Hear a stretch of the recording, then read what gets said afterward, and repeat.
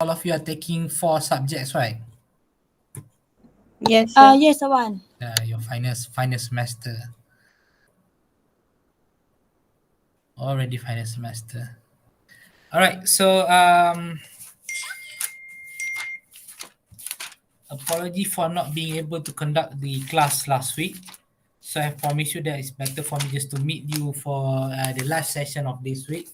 All right. So we're gonna do today we'll be discussing on the next chapter, which is let me share my screen. Sorry. Present now. Okay.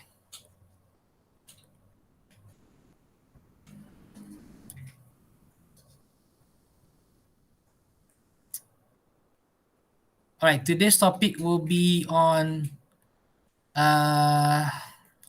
okay, the strategy and also planning of negotiation. All right.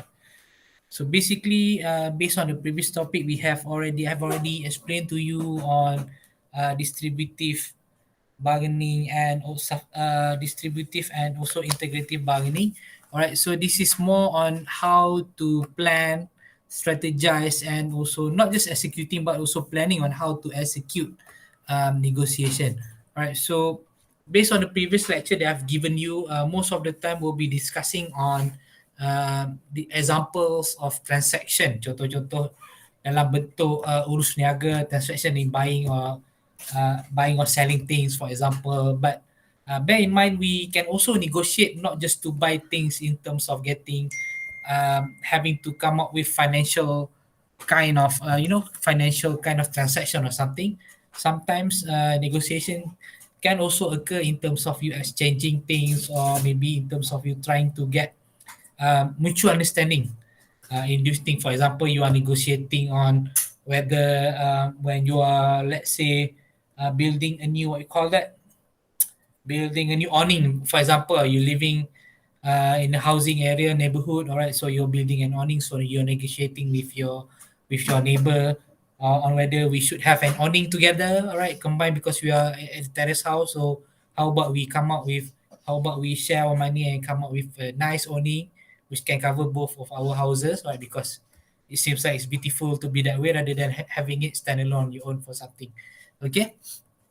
All right. So the key steps very simple in the planning process, planning on how to negotiate. All right.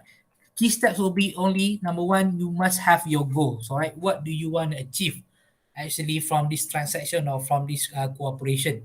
All right. And then you strategize. All right. Come up with the strategy, and then you plan on how to execute the process. Okay. And in the process, all right, in planning and also strategizing, all right, there will be direct and also direct effect of your goals and choice of strategy. All right, first and foremost, you need to know the direct effect of goal and choice of strategy. All right, you need to know that if you wish for something, all right, wishes are not goals. All right, I mean, you wish for something, and sometimes your wish is a bit, is a bit ambiguous, or a bit vague, or a bit ambitious or something like that. Right, especially in negotiation. All right, you always wish to own like what, Nissan GTR or Ferrari or something like that, but it is way beyond what you are earning right now, for example. All right, so wishes may be related to interest or needs, then that motivates your goal. But sometimes, okay, from wishes, all right, you will come up with goals. All right, so basically when you wish for something, all right, this is very subjective. All right, try to wish for something which is more reachable, right, so that it can generate a reachable and also a goals which is realistic. All right, and the next one is a negotiator's goal maybe, right, but are not necessarily linked to the other party's goal. Okay. All right, so like what mentioned in the previous chapter, all right, when you negotiate, you will try to get a win-win situation. But when you are bargaining, usually it will be a win-lose situation. All right, it can be either way. All right, for example, in an example of buying or selling things, all right, so one party might be might be earning or might be having the benefit of the transaction, and another party might be, I'm not going to say losing, right, but it's just that the earning or the results of the transaction is not mutually agreed, or maybe because you are buying things, you are bargaining, you are getting it at the price that you desire. All right, maybe the one who is selling it is not gonna be selling it at the price that he desired as well. Okay, so there are linkage between two parties' goals which define an issue to be settled. Take for example, if you are buying and selling a condo, all right, the issue here is the price. Okay, for example, all right. So there are limits to what realistic goals can be. Almost same to the point number one, which is try to stay realistic. All right, try not to buy, let's say if you are looking for a um, what you call that, an apartment, all right, try not to buy apartment at Troika for 100,000. That will be unrealistic, all right, but stay to a realistic goals which is can be between like 300 to 450, for example. Okay, all right, and then effective goal must be concrete, specific, and also measurable. Also almost the same as point number one, two, and also three, right? Because the less concrete, specific, and measurable our goals are, it will be harder for us to, number one, or A, communicate to the other party what we want, all right, and B, understand what the other party wants, and C, determine whether any given offer satisfy our goals. All right, so make sure you are clear about your goals. All right, you are being specific, you are being measurable, and the most important thing or the keyword, right, for a successful negotiation is you need to be realistic. Okay. Right, there are also indirect effects of goals on choice of strategy. All right, so when you are setting on your goals and also choosing on your strategy, there will be some indirect effect that might occur or might impact your transaction, memberi kesan kepada urusan ataupun urus niaga kita itu. Alright, when we talk about negotiation, alright, most of the example will be on financial transaction, of course. Alright, but lagi sekali, I would like to stress out that negotiating is not only applicable when you are buying or selling things. Okay, simple and direct goals can often be attained in a single negotiation session and with a simple negotiation strategy. So the keyword over here is just maintain a simple transaction. All right, try to be straightforward as possible. All right, and do not set too many attributes or too many terms. Alright, banyak sangat syarat that need to be followed. Alright, we often limit our view on the impact of pursuing short-term goals. Alright, particularly when the impact is long-term. So oftenly, whatever it is, the long-term effect is not always within our range. We are always looking for short-term goals. Right, for example, something which is cheap. For example, we are just looking for something which is affordable at that time or which is very popular at that time. All right, take this situation for example. Okay, suppose your beloved aging grandmother decides she is too old to drive and asks you whether you want to buy her car. All right. So usually grandma will just give away her car to the grandchild, right? But this is a very peculiar situation. She says she knows nothing about cars and simply want to sell it to you because she trusts you to take care of it. All right. So you buy it and then realize that although it was a great deal, all right, you feel guilty that you didn't pay her enough money for it. Right. Moreover, it is a huge gas guzzler that is costing you way too much money. So you realize your actual goal was a fuel efficient, affordable car, not just any affordable car. All right. So looking from this situation, all right, the three of you looking from this situation, all right, what do you understand from the goals that should be actually achieved by that particular grandchild? Is it long term or short term for this particular situation? Zara, Madamku, Madam Wani, would like to respond? I think like this grandchild, he want a car that is affordable and fuel efficient for a long term. That All means right. that he doesn't want any car. He want car that can be used for a long term, for a long time, with fuel efficiency and affordable. But unfortunately, unfortunately, because it was given, or no, it was not given. It was sold by the grandmom with a maybe a very cheap price. For example, all right, it must have been costing you like 15,000 in a used car, but your grandmom is just like, all right, you just give me 5K, then you can have the car, all right, without realizing, all right, that the car is actually quite old. and then it is eating up the gas and everything. All right, so you have already um, you have already, how to say this, you have already ignored the long term goal that you should concentrate on and just concentrate on the short term goals, which is affecting, all right, the long term ownership of the car. Okay. Right, and then the overall plan to achieve one's goal, right? You must define or you must understand strategy and also tactics, right? Strategy and tactics are differentiated by the scale, all right, the perspective, and also the immediacy, all right? So how big, all right, how So big is, one, yeah, sorry. I want to go back to the example just now about Okay, the the car. grandmother. Yeah, yeah, sell the car to the grandchild. So that Okay, means the grandchild bought a car which is he need to spend more cost to fix the car, all right, yes, right? true, very true. Although he pay very little for that car, but at the end he spent a lot of money just to fix the car, The fix right? and yes, yes, So very true, Medical. yeah, so it is not like value for money lah in that sense. In that sense, okay, actually, this is the indirect effect of our goals. All right, we want to own a car, all right, but then we have chosen the wrong strategy by owning a car sold with a very cheap price by our grandmom, without realizing that for in the long term or in the long run, the car will be causing us quite a lot of money in terms of maintaining, putting in gas and everything. All right. Whereas if, for example, if we spend like if the car was sold to us for 5,000 and we can get another car for 10,000, which is much more reliable. Although the price is quite high, I mean it's double the price that we should get from our grandmom, but this other car is maybe more fuel efficient, right? Quite new and it's very easy to maintain in the long run. All right, so that's the difference.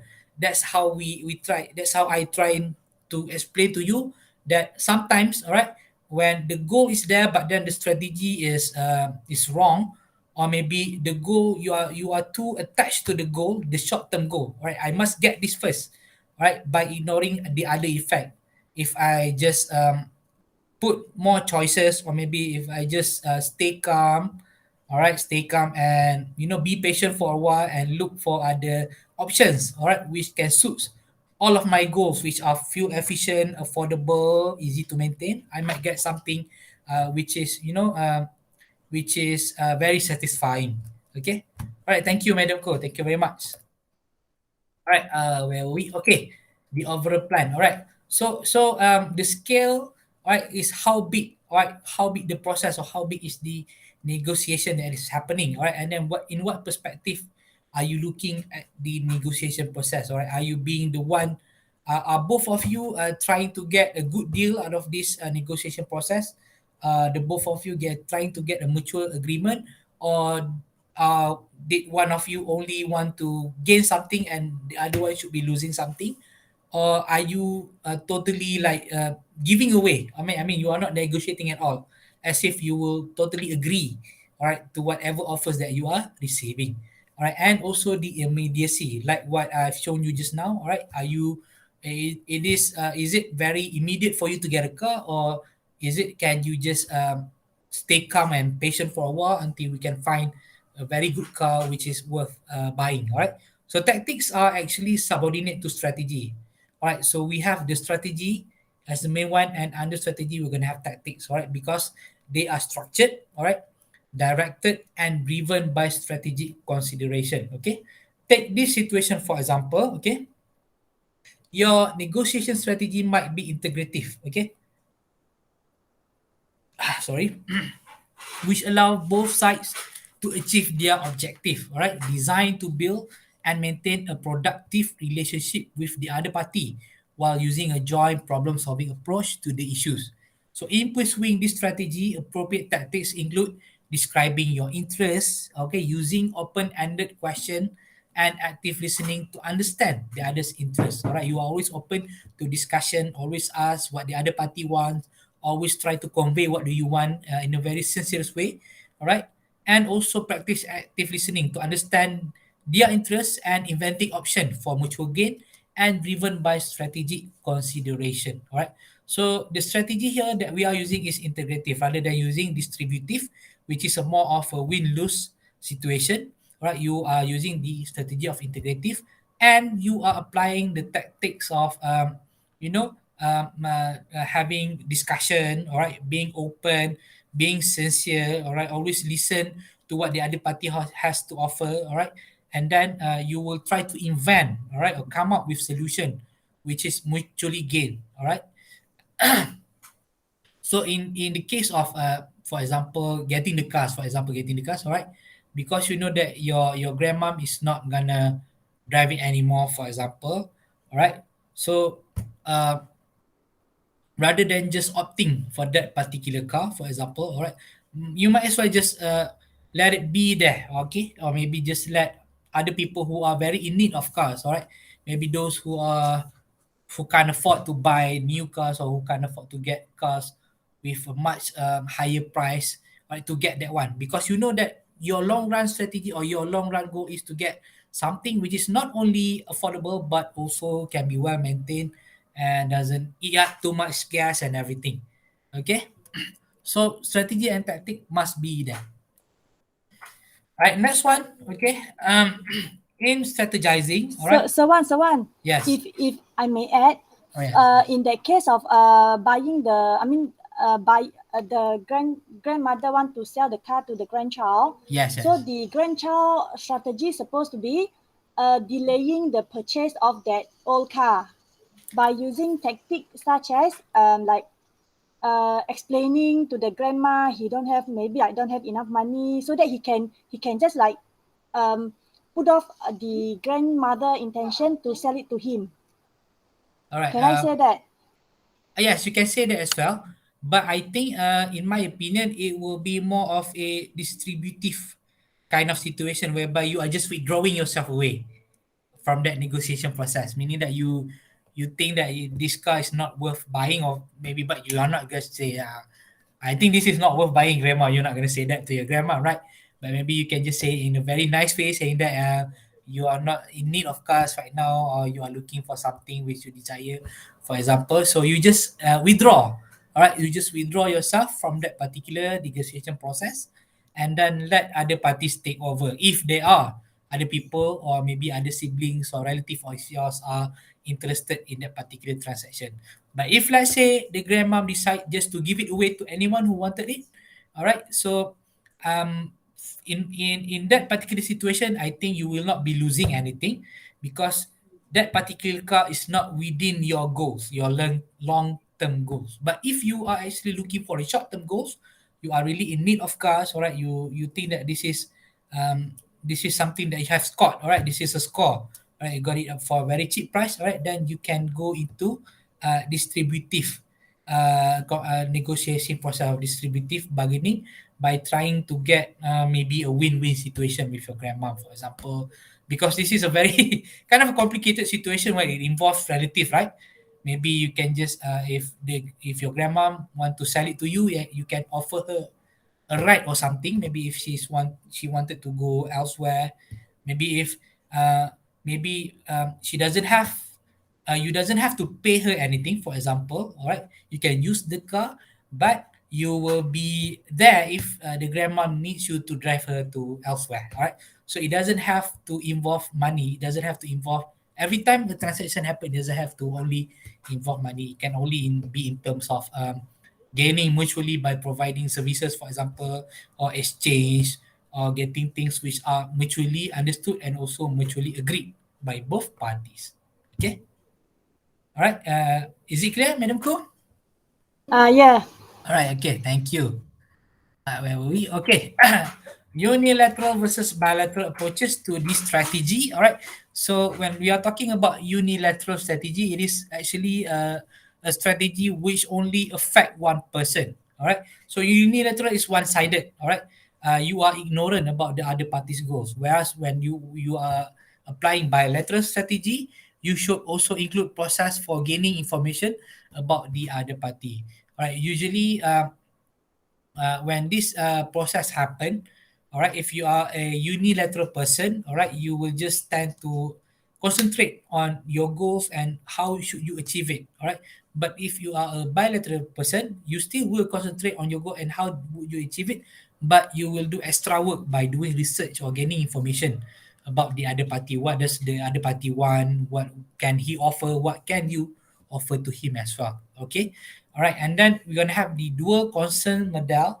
All right. The dual concern model is actually a model whereby according to this model, a negotiator's unilateral choice, all right, of strategy is reflected in the answer to two simple questions. So in this model, all right, your usage or your choice of strategy is unilateral and reflected to answer these two questions, which are number one, how much concern does the negotiator have for achieving the substantive outcome at stake in this negotiation or achieving substantive goal, right? Substantive here means the important, all right, the importance of the goal and also how meaningful the goal is for you to be achieved, all right? So how much concern will you put, all right, in the process of achieving your goal? And number two, how much concern does the negotiator have for the current and future quality of the relationship with the other party? So number one will be solely about you only achieving the goal. All right, you just want to achieve that particular goal, you just want the things that you want. Number two, you are concerned, all right, not just about the negotiating process, but also maintaining and keeping a quality relationship with the party or the other person that you are negotiating with. All right. For example, when you are, going to pasar malam, for example, you are bargaining. All right. You are not concerned of keeping a good relationship with the seller, of course. All right. So you will just try to bargain, will try to haggle and get the best price, and then that's it. Nothing happen after that. Right. But let's say if the one selling is actually your friend, for example, or maybe a relative of yours. All right. So you try not to, you know, not to violate or not to um, take advantage of that situation, all right? Because you are more concerned, all right, of the current and also future quality of your relationship with the seller or the other party. Okay. All right, so this is the dual concern model. All right, so you're going to see that um, yes or no on my left, and also on the top, we're going to have yes or no as well. All right, so if the is the relational outcome important to you, all right, it can be yes, it can be no, and is the goal outcome, all right, substantive outcome can be also represented by goal outcome important to you or not. Penting ke tak just to get your goal, or penting ke tak to get your goal and also to maintain a good relationship. All right. So it can be yes. All right. It can be no. If actually you are putting it as yes, all right, you will try to collaborate. All right. Sometimes you will also just accommodate. Collaborate means you are trying to discuss and also get a very good um, a mutual understanding on the result. Whereas accommodate, you will just follow. All right. Accommodate whatever it is that the other party wanted. Right? If the price is like that, then you will just follow. You will just be submissive, all right, to their request, all right. If it is no, all right, there will be competition, all right, there will be competition because one party will be winning and another party will be losing, all right, meaning that there will be a bit of unsatisfaction occur in that transaction, all right, or else you will just withdraw yourself from the process, meaning that you are avoiding. That is why we are putting avoidance over there. Avoid from negotiating at all. Right? So alternative situational strategy in the dual concern model. Right? So these are some strategies that can be applied when you are referring to the dual concern model. Right? Number one, you will have a strong interest in achieving only your outcome. All right. So getting this deal and winning the negotiation with little, maybe just a bit, or maybe you have no regard at all. All right, on whether it affects the relationship, right? Or maybe subsequent exchanges with the other party tends to support a competitive or distributive strategy. All right, you again, you the goal maintaining part is not important. Tak penting lah nak jaga-jaga nak kita bukannya kawan dengan dia. It's not important for us. We are not being friend with him. Alright, we are just buyer and also seller, for example. Alright. Yet again, it is very easy for us to use the example of buyer and seller when it comes to negotiation. Okay. Tapi negotiation is not only when buying and selling. It also involve other things that happen in our life. Right. Just to remind you on that. Right. Alright. Okay. And then the next one, a strong interest in achieving only the relationship goal. Right, so you will build and preserve or enhance a good relationship with the other party, right, whereby it is suggested that an accommodating strategy will occur. All right. So if both substance and relationship are important, the negotiator should pursue a collaborative or we should call it as integrative strategy. All right. So if goals are important, relationship is also important. All right. So you will try to pursue both. All right. You should be satisfied with the transaction, both of you and also the other party, and also you should maintain a good relationship by getting full satisfaction in that transaction. All right. So kita sama-sama setuju on this price, we agree on this price, all right? And after that, we can still reach each other, contact each other, be friend, and we can also look forward for future collaboration or future transaction. Okay, all right. The non-engagement strategy, which is avoidance, all right? So avoidance, all right, like the name also imply, you are avoiding, all right, may serve a number of strategic negotiation purposes as well. So if battery, sorry. Um, am I recording the session? I think I have recorded the session, right? Sorry, Yes, sorry. it is recording. Oh, okay. Thank you, Menuku. All right. So when you are avoiding, if one is able to meet one's need without negotiating at all, it may make sense to use an avoidance strategy. So if you think, I mean, if you are selling, for example, again, all right, if you are selling and you think that whatever it is that you want to buy with any price, I don't mind, all right, as long as it can be sold, okay, then you are avoiding from negotiating, all right?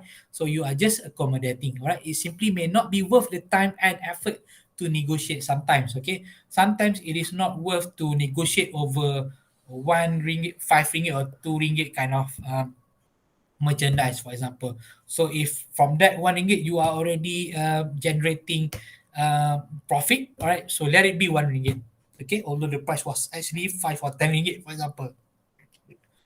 Alhamdulillah, sorry. So the decision to negotiate is closely related to the attractiveness of available alternative. All right, the outcome that can be achieved if negotiation don't work out. All right, so sometimes if negotiation don't work out, all right, you will be looking for other what you call it alternative which are more attractive.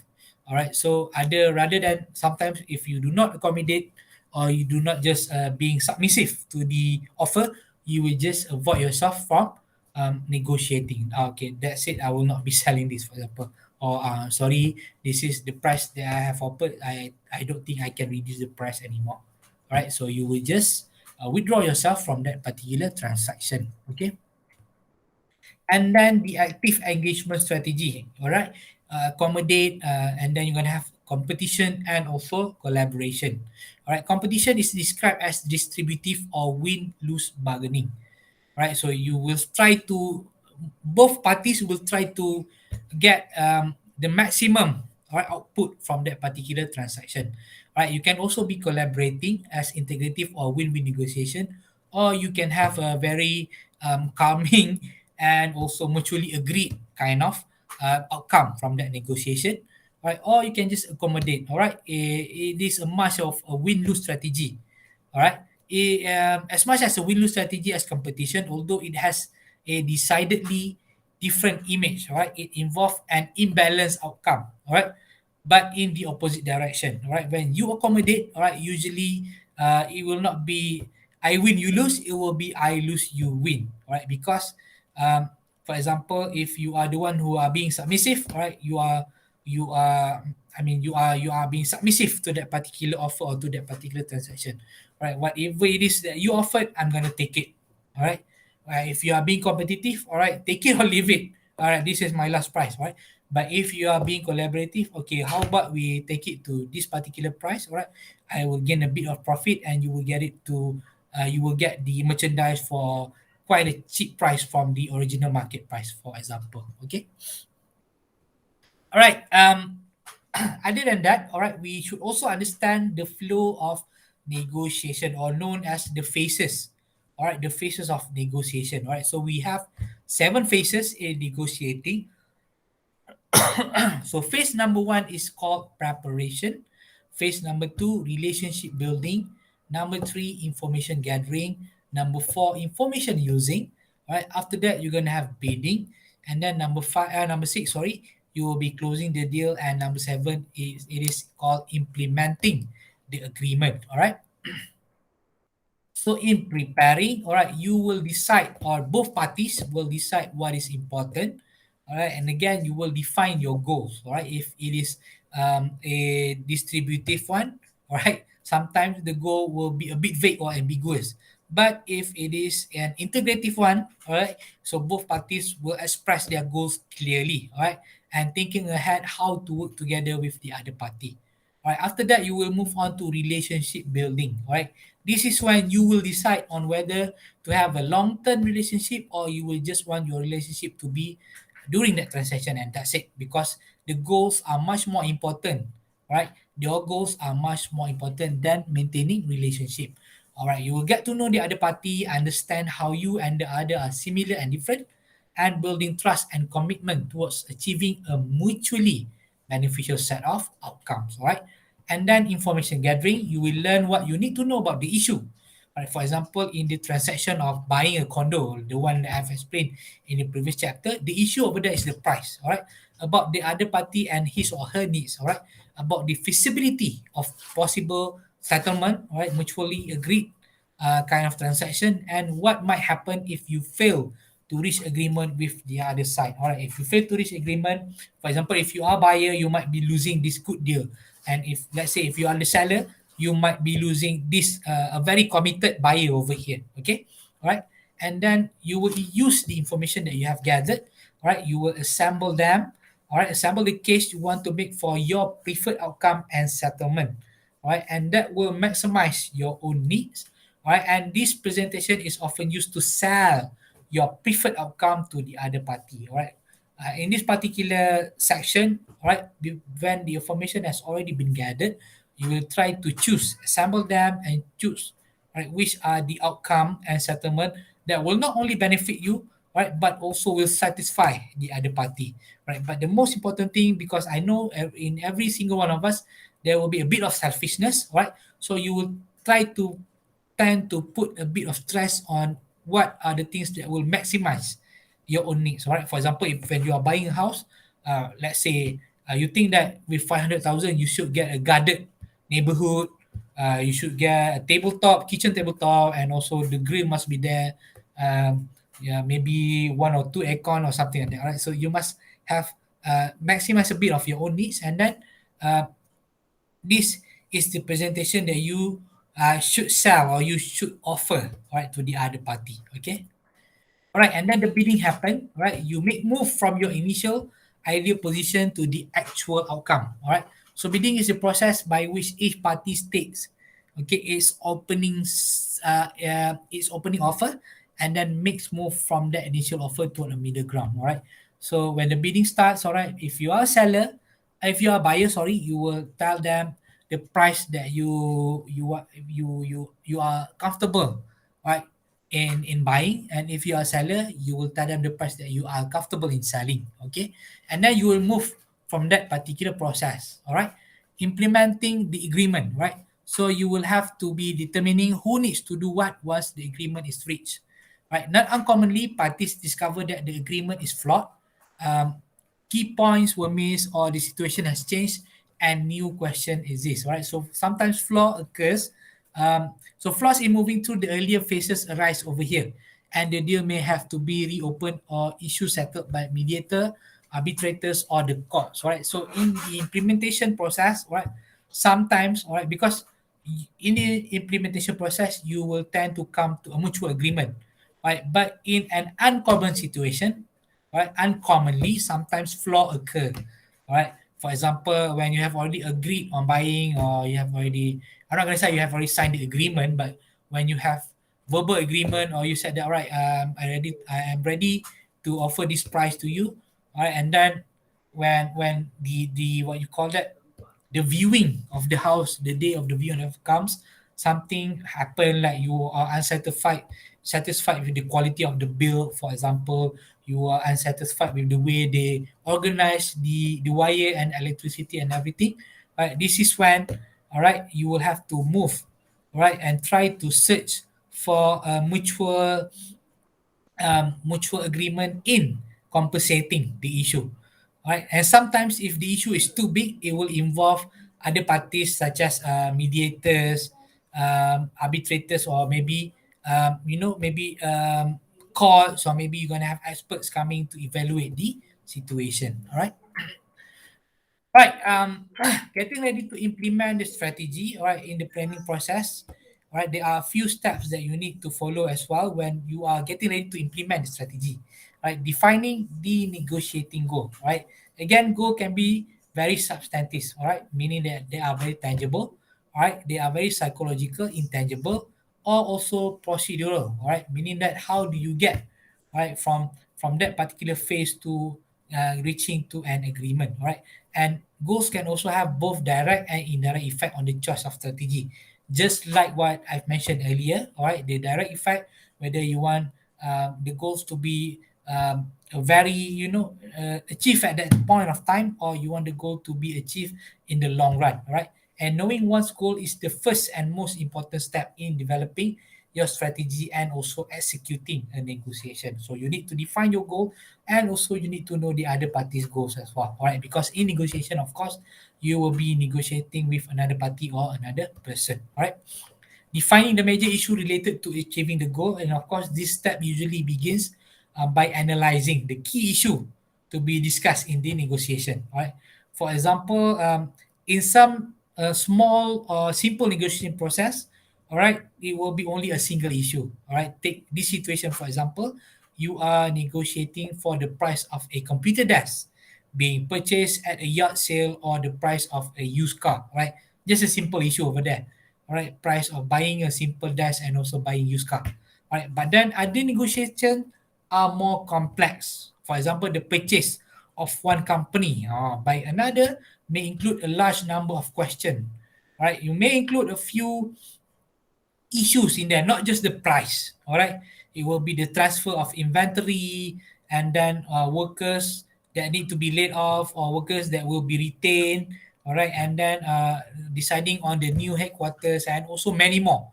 All right, so the magnitude is very different when you are dealing with a simple negotiation and also a very complex negotiation. All right. Okay, when defining the major issue related to achieving the goal, right, this is a figure describing how issues affect the choice between distributive and integrative strategy. Okay, again, all right, when we talk about distributive strategy, it will be more competitive. All right, there will be win-lose situation, right? But when we are talking about integrative strategy, it will allow both sides to achieve their objective. All right, looking at this diagram, all right, so we know that uh, if you want to increase, for example, take this what you call that situation of buying and also selling.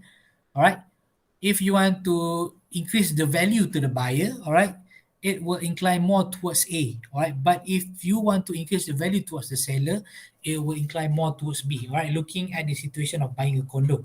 All right, but if you tend to create value, you want to maintain relationship, you want to maintain ethics, all right, you want to save your face and everything, all right, you will be in the middle, which is in the C point, whereby you are creating value, and at the same time you are claiming the value in that particular transaction. Value over here, right, can be in terms of maintaining relationship, being ethical, all right, trying to save face, and also trying to gain the most for both parties. Okay. Right, and the next one is assemble the issue, all right, and try to rank their importance and define the bargaining mix. All right. So what is a bargaining mix? All right, from the previous chapter that I've explained, all right, a bargaining mix is the package of issues in negotiation. All right, for example, take the example of the condo purchase situation. All right, so the bargaining mix in there are the issues that we will be dealing, which will be an issue of price, how to close the deal, renovation, what else? Maintenance charges. Maintenance charges, yes. All right, what are the items that will be included? All right, discounts, for example, taxes that you need to pay. Also, these are the bargaining mix, right? That you will have to deal, comprising of many kind of issues. Okay, all right. But if you are dealing with like buying used car or buying something from the yard, it will be the issue will only be about the price. That's it. Okay, not much of a bargaining mix. Right. So the next step in planning is to assemble all the issues that have been defined into a comprehensive list. Of course, in everything that you do, right, you need to have a very systematic list so that you will not miss, all right, the things or the goals or what is it that you want to achieve and what is it that can make the other party happy as well if you are involved in a integrative negotiation. But if you are being distributive, right, those things which involve the other parties doesn't matter to you. Right. So I'm not gonna say that being distributive is unethical.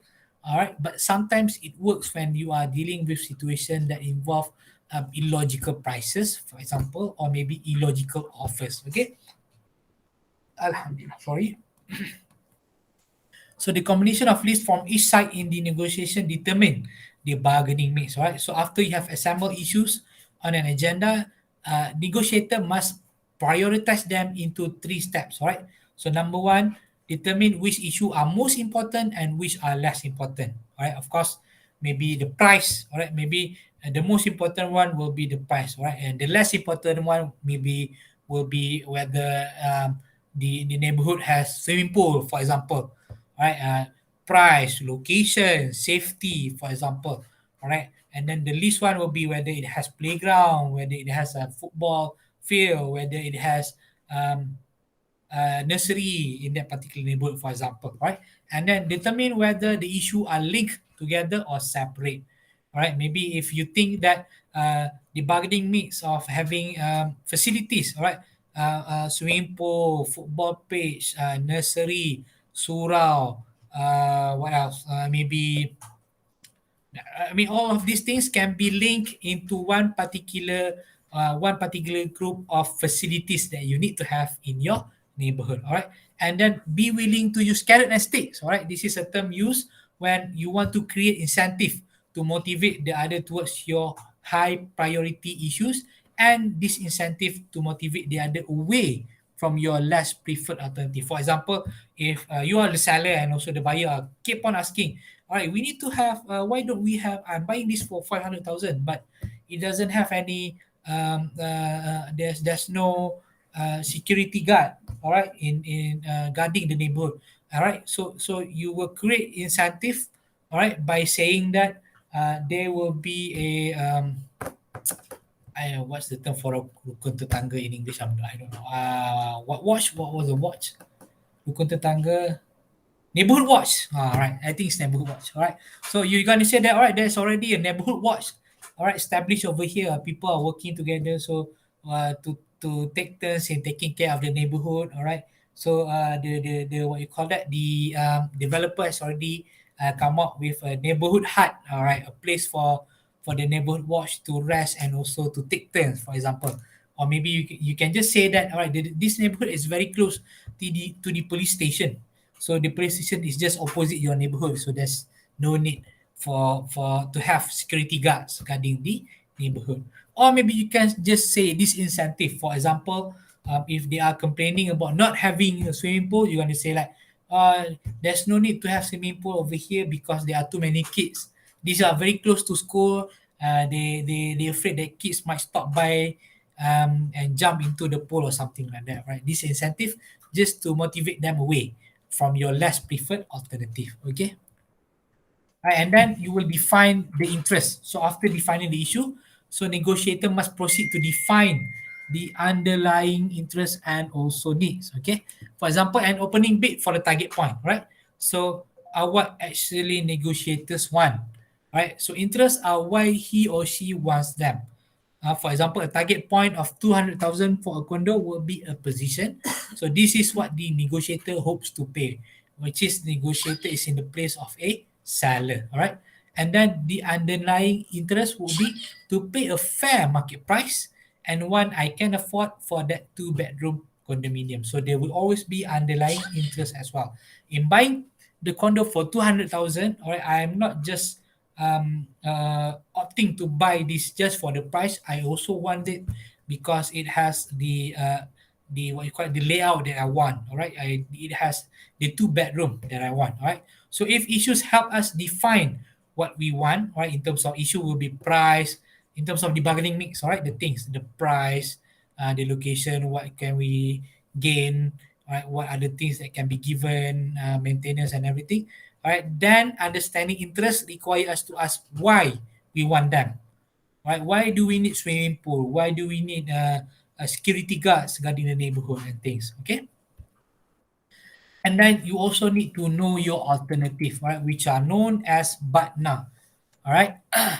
Best alternative to this negotiated agreement or BATNAs, all right, are other agreement negotiators could achieve and still meet their needs. Sorry.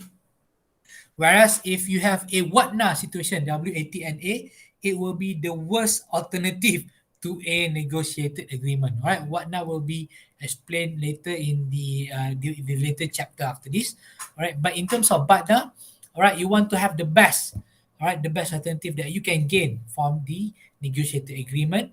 All right, and you need to know, you need to identify what could you achieve, all right, and still the achievement that you want can also meet your needs but also the other party's needs as well, all right.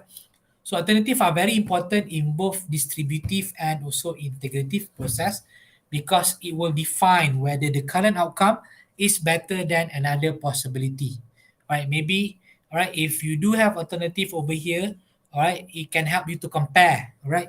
It can help you to compare whether this is a very good buy or this is a very good neighborhood compared to other neighborhood, all right, which involve another different negotiating partner. All right. So by having alternative, of course, you will be given a very wide choice of, um, for example, in this situation, choosing the condo that you desire. All right. And then you need to know your limits. All right, which include your resistance point. All right, the maximum that you can offer and also the maximum that you can, the price that you can offer to buy and also the price that you as a seller that you can offer to sell. All right. So a resistance point is the place where you decide that you should stop the negotiation rather than continue because any settlement beyond this point is not minimally acceptable. Right, I think this is clear. And then, for example, if you are the seller, your resistance point is the least you will take for the item you have for sale. And if you are the buyer, your resistance point is the most you will pay, all right, for the item, all right. And then analyzing and understanding the other party's goals, issue, and resistance points as well. All right.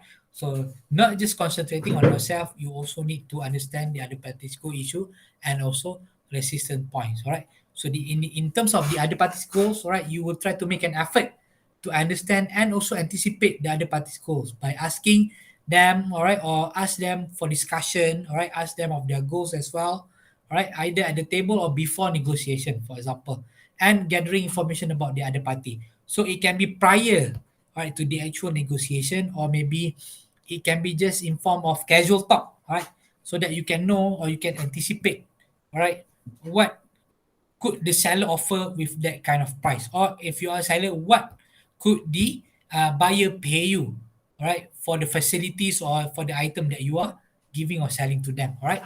And of course, the other parties issue and bargaining mix as well, all right? The price and everything, and the combo of the prices, the combo of the issues, all right, that you can have in bargaining mix, their interest and also needs, and also their resistant point and alternative, all right? So what will be the maximum that he or she can give you, right? If you are seller, for example, and what will be the other party? What will the other party do if this negotiation does not succeed? All right. So how good are the others' alternative? What are the alternative that you can offer? What are the alternative that the buyer have? All right. So the buyer have already laid out a few alternative, and you can compare them with yours so that you can also provide the alternative that you can offer to them. Okay. And then setting one's own target and opening bids, all right? So of course your target should be specific, all right? It can be difficult but achievable and also verifiable, all right? And the target setting require proactive thinking about one's own objective, all right? So again, the keyword here will be achievable and also realistic, all right? And it will require you to consider how to package several issues and objective, all right? So in these many things, all right, what are the things that will provide you with a win situation? What are the things that will provide you with a losing situation, right? and it requires an understanding of trade-off and also throwaways. All right, meaning that if let's say you need to cancel the agreement or the negotiation of, or maybe you need to leave or withdraw yourself from that particular negotiation process. All right, and also you need to assess the social context of negotiation as well. Right, so when people are negotiating for themselves, for example, buying a used mountain bike or exercise machine, they can determine the bargaining mix on their own. Right, but when people negotiate in a professional context, all right, so this is a simpler version of a negotiation, buying just an old or used mountain bike and exercise machine. It will only involve you and also the party that you are negotiating with. All right. But if the situation is very complex, all right, there may be more than two parties. All right. So this is a field analysis of negotiation. All right. Why is it called a field analysis? Because this is a figure representing, I'm not sure whether it is football field. I think it's football field. All right, representing a football field whereby you're gonna have A, B, C, D, and also E. All right. Okay.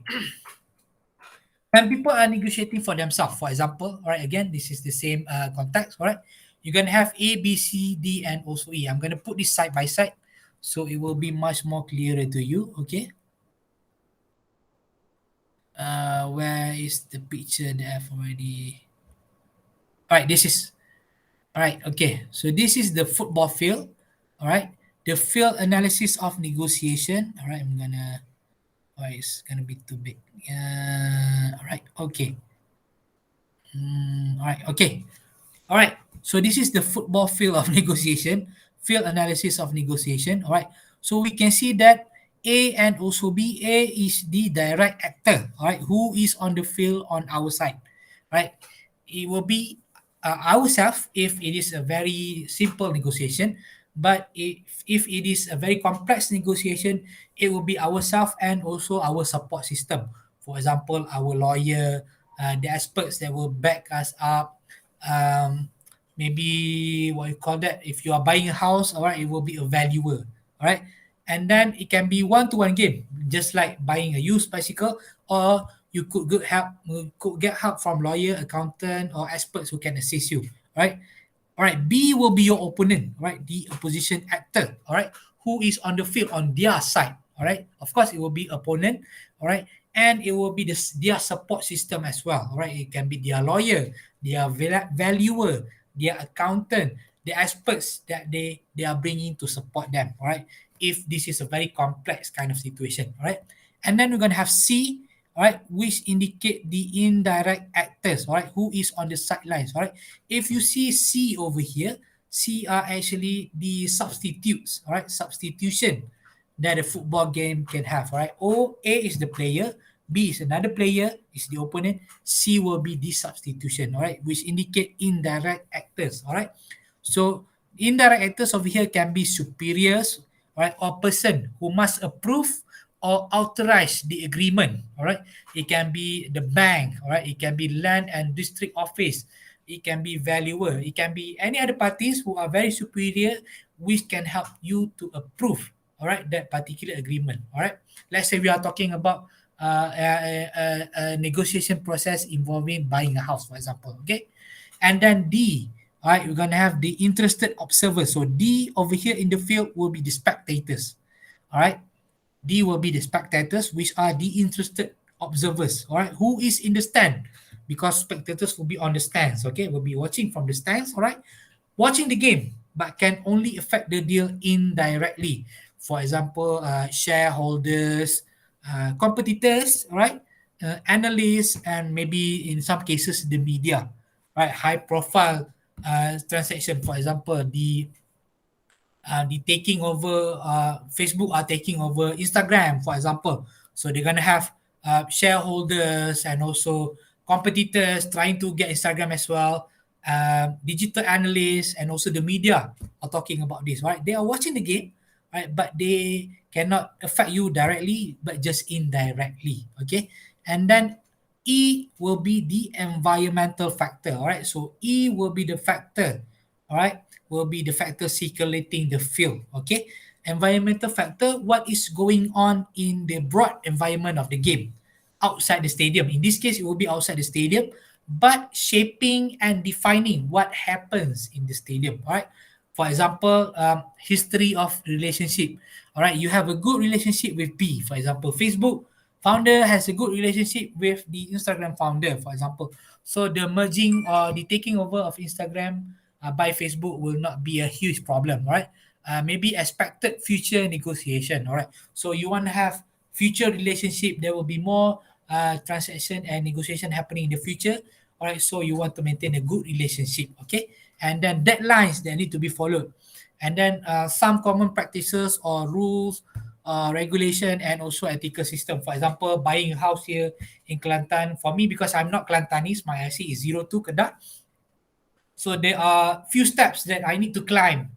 Sending my application to what you call that, to the state parliament and things. All right, getting them to sign my application and having to pay a few taxes and also fees, extra fees as compared to Kelantanis themselves buying the property over here. So rules and regulation also are the things, right, that will influence, all right, the negotiating or negotiation process. Okay, all right, let me go back to this one. Sorry.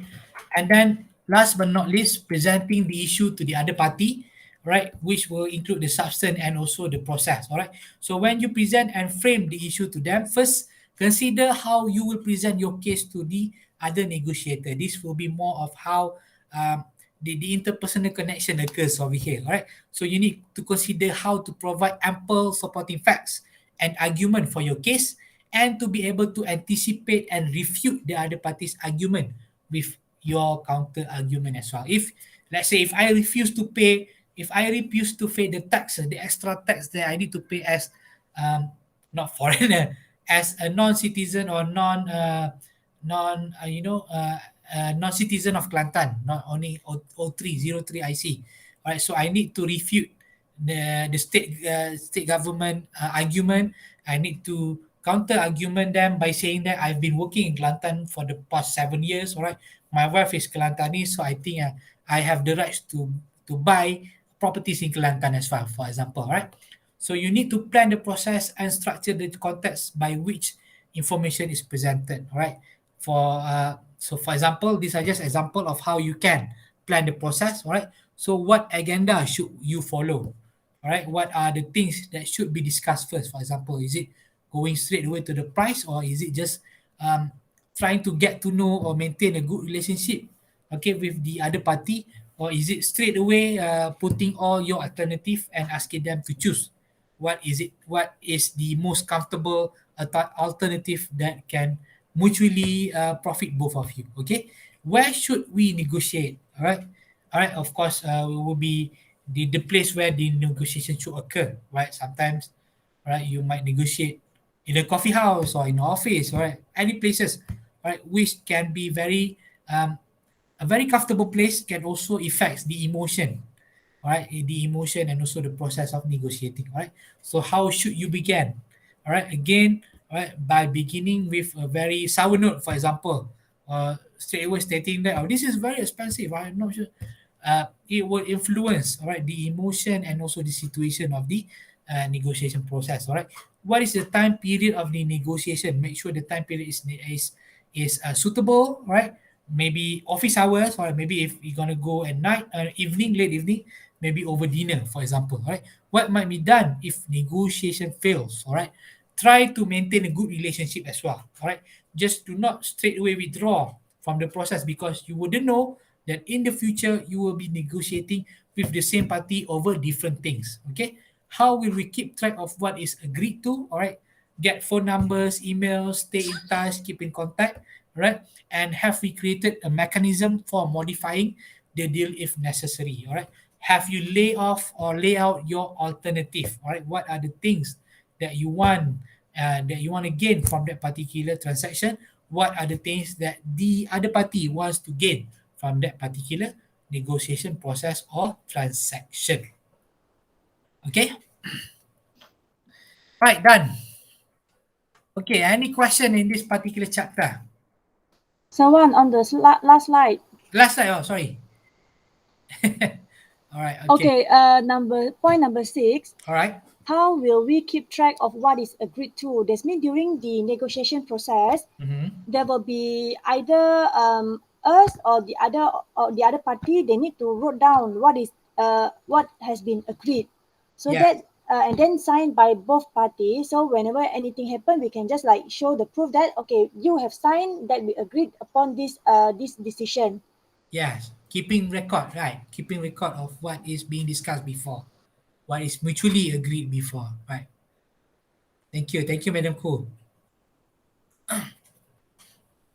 Oh, sorry.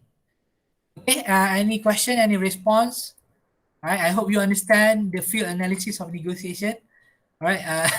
Maybe if I talk to maybe David will understand it better because David knows football. All right. But this is how the field analysis negotiation works. All right. So you A and also B as the players. All right. So you have the spectators. You have the parties or the people that will indirectly influence, and you also have external factors that will influence the negotiation process. Okay. Right, I'm not gonna go into the next chapter because I think this one is also has already consumed a lot of our time. So I'm gonna do that one next week with all of you. Okay. All right. Any more question before we end the session?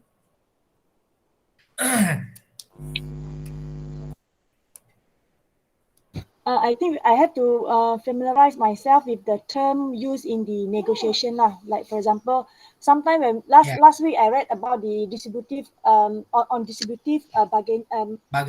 bargaining. Then like uh this week someone you mentioned about it again. So like I have to like refer back to the notes. What is the distributive, and then like mixed bargaining, some sort of things lah. So Uh, have to memorize the terms. there are quite a number of technical terms in here.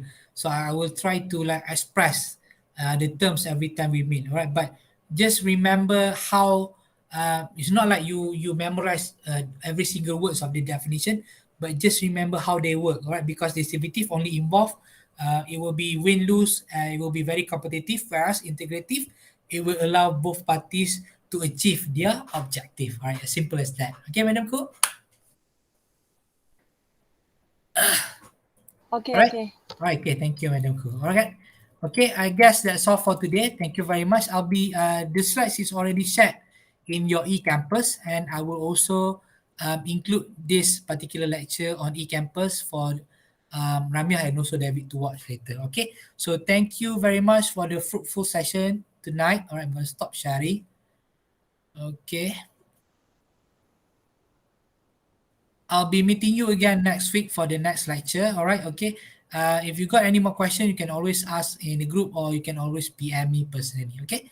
So thank you very much for this full session. I'm going to see you again next week. Assalamualaikum and good night, everyone. Thank you. Bye bye. Thank you, sir. Thank Thank you, sir.